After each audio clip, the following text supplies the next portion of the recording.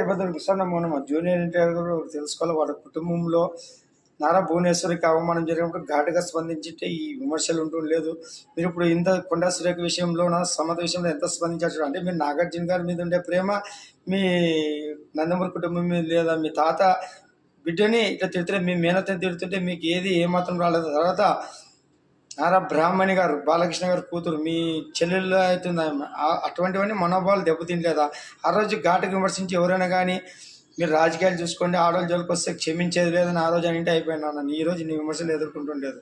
అందుకే ఎవరైనా కానీ చూడండి, రాజకీయాల జోలికి పోయినా రాజకీయమే చూడండి, కుటుంబం చూడండి, కుటుంబం తర్వాత రాజకీయాల కోసం కుటుంబం ఈ నాయకులు శాశ్వతం కాదు. రేపు చరిత్ర ఈనలు అయిపోతారు. మీరు కూడా జాగ్రత్తగా. ఇంకోటి మీకు కొరటాల శివ కర్మ సిద్ధాంతం నుంచే మీకు సినిమా హిట్ అయిందన్న. కొరటాల శివుని వరం వల్ల సినిమా హిట్ చేసినాడు. ఎందుకంటే ఇది ఆయనకే పరీక్ష.